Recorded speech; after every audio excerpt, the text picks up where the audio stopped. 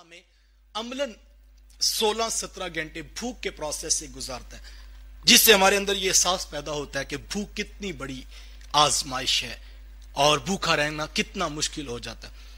हम इस वक्त जो है वो 3-4 बज रहे हैं और मैं और आप देखें हम किस जगह पे खड़े हैं। हमने सुबह खूब जी भर के खाया था, लेकिन अब हम जो है वो शाम तक जो है वो भूख की कैफियत महसूस कर रहे हैं। यार हमने तो सुबह भी जी भर के खाया था, शाम मगरिब के वक्त भी हमें जी भर के खाने को मुयस्सर आएगा, लेकिन जरा उन लोगों का भी तो ख्याल कीजिए जो सुबह दस्तरखान पे बैठे तो सिवाय पानी के गिलासों के उनके पास कुछ नहीं था और वो पानी पीकर दोबारा मस्जिद में जाकर बैठ गए और शाम को दस्तरखान सजने लगा तो वहां पर सिवाय पानी के गिलासों के कुछ दिखाई नहीं दे रहा था। वो लोग भी तो हैं जिनको खाने के लिए नाने शबीना भी मुयस्सर नहीं।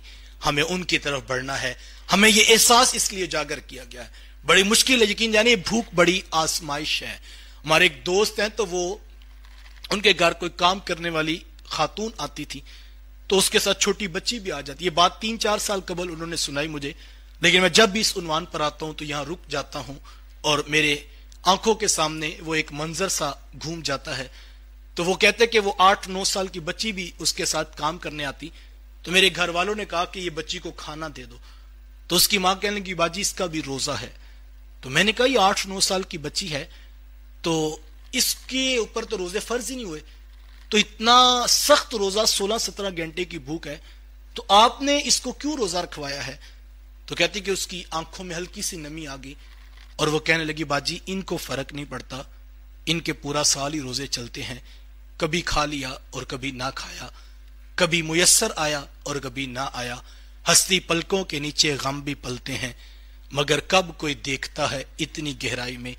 एक तबका तो वो है इस वक्त जो मुल्क के लॉकडाउन के हालात हैं, एक तबका तो वो है जो सरे बाजार आ गया और आपने राशन गाड़ी से दिया तो उन्होंने कबूल कर लिया, उनको भी दीजिए, मैं नीयत पर किसी के फतवा नहीं देता। लेकिन ये याद रखिएगा असल आजमाइश उसकी है जो सफेद पोश है, जो खुददार है और जो किसी से जाकर यूं हाथ नहीं फैला सकता। उसका गुजारा बहुत मुश्किल है। वो मुसल्ले पे बैठ के अपने रब को अपनी दिल की कैफियत सुना के उठ जाता है। पिछले साल तो हम ये कहते थे कि अल्लाह भला करे ये सोसाइटियों के अंदर इफ्तार के दस्तरखान सजाने वालों का। चलो कोई मोहल्ले वाला अपने मोहल्ले में इज्जत से नहीं खा सकता तो वो किसी दूर दुराज सोसाइटी में जाकर अपने 2 बच्चों को साइकिल पर बिठाकर जो है वो वहां पर सर झुका के कम से कम पेट की भूख मिटाकर वापस पलट आता था। लेकिन इस मौसम में तो अब वो दस्तरखान भी कहीं पर नजर नहीं आ रहा। तो मेरी और आपकी जिम्मेदारी इस हवाले से और भी बढ़ जाती है। कुरान ने हमें वाजे कहा था ऐ मुखातब उनको तलाश कर जो लोगों से लिपट लिपट कर सवाल नहीं करते, जो आके डंडोरा नहीं पीटते, जो आके दरवाजा नहीं खटखटाते, जो ये नहीं कहते हमें भूख लगी हमें भी खाना खिलाओ। कहा मुखातब तू उनको तलाश कर। तो यहां ज़हन में सवाल पैदा हुआ था कि मालिक जब वो मांगते नहीं है, जब वो बताएंगे नहीं तो हमें कैसे पता लगेगा ये भूखे हैं? तो कुरान ने बड़ा खूबसूरत जवाब दिया, कहा ऐ मुखातब तो उनको उनके चेहरों से पहचान लेगा। भूखे की आंखें तुझे बताएंगी ये भूखा है और प्यासे का चेहरा तुझे बताएगा ये प्यासा शख्स है और ये मजबूरियों का मारा तेरे सामने खड़ा है।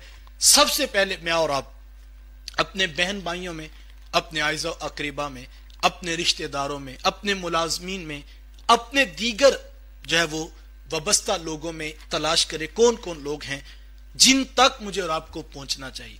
अपने वसाइल देखिए, अपनी ताकत देखिए, अपनी इस्तिताअत देखिए और फिर उन लोगों तक इज्जत और खुददारी को पेश नजर रखते हुए रात की तन्हाइयों में उन तक पहुंचा दीजिए।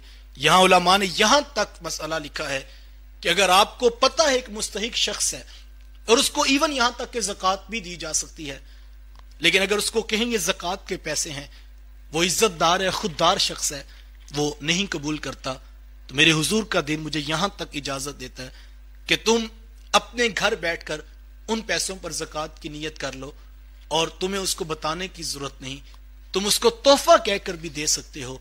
इससे होगा क्या? तुम्हारी ज़कात अदा हो जाएगी, तुम्हारे रसूल के गरीब उम्मती का भरम रह जाएगा।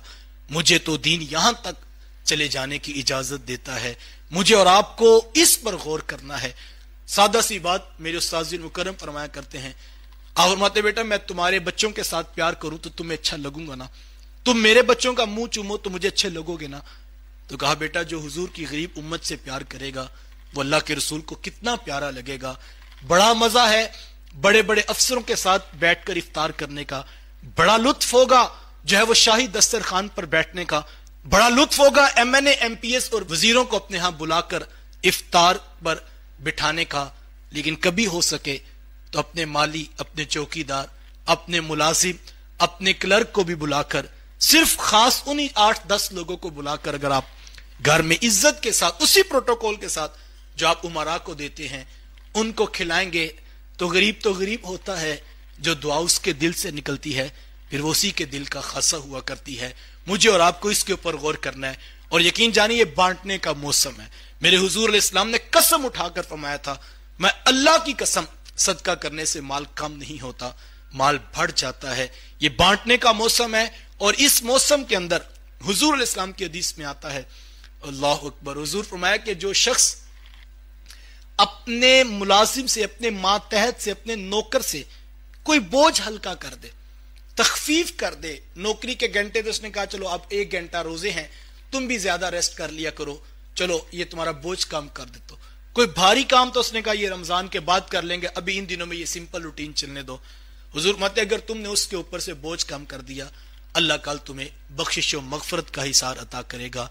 ये अमल मैं और आप पेश नजर रखें, जो किसी के लिए कर सकते हैं बांटना शुरू कीजिए, रब अता करना शुरू फरमा देगा।